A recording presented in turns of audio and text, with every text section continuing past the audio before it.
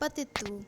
जिन दिनों मेरा विवाह हुआ उन दिनों निबंधों की छोटी छोटी पुस्तिकाएँ पैसे पैसे की या पाई पाई की सो तो कुछ याद नहीं निकलती थी।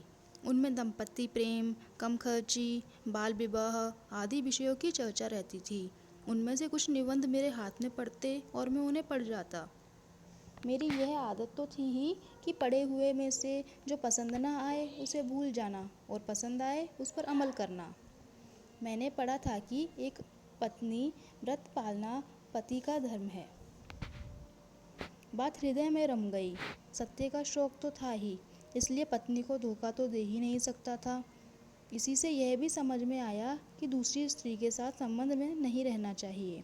छोटी उम्र में एक पत्नी व्रत के भंग की संभावना बहुत कम ही रहती है। पर इन सद्विचारों का एक बुरा परिणाम निकला। अगर मुझे एक पत्नी व्रत पालना है तो पत्नी को एक पति व्रत पालना चाहिए। इस विचार के कारण मैं ईर्ष्यालु पति बन गया। पालना चाहिए, इससे मैं पलवाना चाहिए के विचार पर पहुंचा। और अगर पलवाना है तो मुझे पत्नी की निगरानी रखनी चाहिए। मेरे लिए पत्नी की पवित्रता में शंका करने का कोई कारण नहीं था, पर ईर्ष्या कारण क्यों देखने लगी। मुझे हमेशा यह जानना चाहिए कि मेरी स्त्री कहाँ जाती है, इसलिए मेरी अनुमति के बिना वह कहीं जा ही नहीं सकती। यह चीज़ हमारे बीच दुखद झगड़े की जड़ बन गई। बिना अनुमति के कहीं भी ना जा सकना तो एक तरह की कैद ही हुई, पर कस्तूरबाई ऐसी कैद सहन करने वाली थी ही नहीं। जहाँ इच्छा होती वहाँ मुझसे पूछे बिना जरूर जाती। मैं ज्यों दबाव डालता त्यों त्यों वह अधिक स्वतंत्रता से काम लेती और त्यों त्यों मैं अधिक चिढ़ता। इससे हम बालकों के बीच बोलचाल बंद होना एक मामूली चीज़ बन गई। कस्तूरबाई ने जो स्वतंत्रता बरती उसे मैं निर्दोष मानता हूँ। जिस बालिका के मन में पाप नहीं है वह देव दर्शन के लिए जाने पर या किसी से मिलने पर जाने पर दबाव क्यों सहन करे। अगर मैं उस पर दबाव डालता हूँ तो वह मुझ पर क्यों न डाले। यह तो अब समझ में आ रहा है। उस समय तो मुझे अपना पतित्व सिद्ध करना था।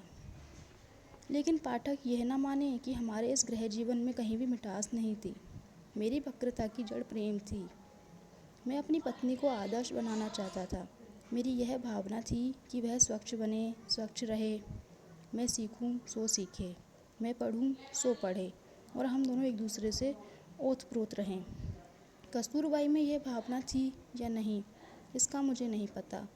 वह निरक्षर थी, स्वभाव से सीधी, स्वतंत्र, मेहनती और मेरे साथ तो कम बोलने वाली थी। उसे अपने अज्ञान का असंतोष न था। अपने बचपन में मैंने कभी उसकी यह इच्छा नहीं जानी कि मेरी तरह वह भी पढ़ सके तो अच्छा हो। इससे मैं मानता हूँ कि मेरी भावना एक पक्षी थी। मेरा विषय सुख एक स्त्री पर ही निर्भर था और मैं उस सुख का प्रतिघोष चाहता था। जहाँ प्रेम एक पक्ष की ओर से भी होता है वहाँ सर्वांश में दुख तो नहीं ही होता। मुझे कहना चाहिए कि मैं अपनी स्त्री के प्रति विषयासक्त था। शाला में भी उसके विचार आते रहते, कब रात पड़े और कब हम मिले यह विचार बना ही रहता। वियोग असह्य था। अपनी कुछ निकम्मी बकवासों से मैं कस्तूरबाई को जगाए ही रहता। मेरा ख्याल है कि इस आसक्ति के साथ ही मुझमें कर्तव्य परायणता न होती तो मैं व्याधिग्रस्त होकर मौत के मुंह में चला जाता अथवा इस संसार में बोझ रूप बनकर जिंदा रहता। सवेरा होते ही नित्य कर्म में तो लग ही जाना चाहिए। किसी को धोखा दिया ही नहीं जा सकता। अपने इन विचारों के कारण मैं बहुत से संकटों से बचा हूँ। मैं लिख चुका हूँ कि कस्तूरबाई निरक्षर थी। उसे पढ़ाने की मेरी बड़ी इच्छा थी, पर मेरी विषय वासना मुझे पढ़ाने कैसे देती।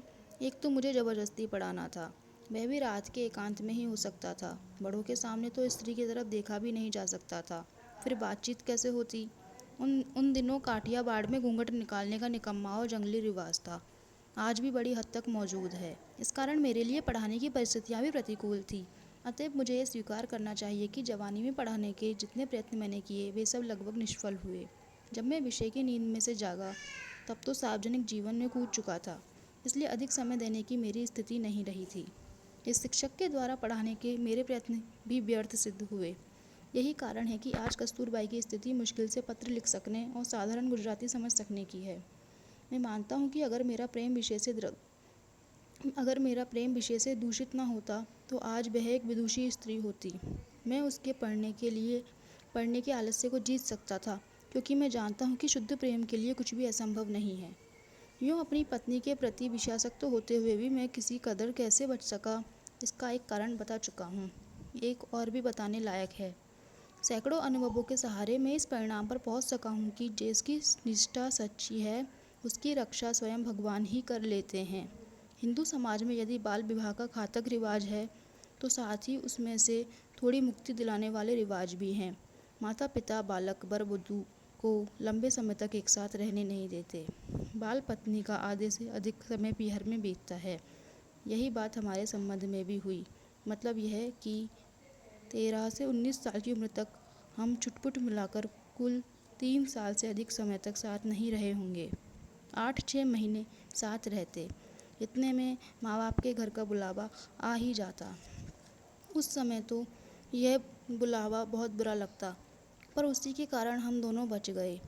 फिर तो 18 साल की उम्र में मैं विलायत गया, जिससे लंबे समय का सुंदर वियोग रहा। विलायत से लौटने पर भी हम करीब 6 महीने ही साथ में रहे होंगे, क्योंकि मैं राजकोट और बम्बई के बीच आता जाता रहता। इतने में दक्षिण अफ्रीका का बुलावा आ गया। इस बीच तो मैं अच्छी तरह से जागृत हो चुका था।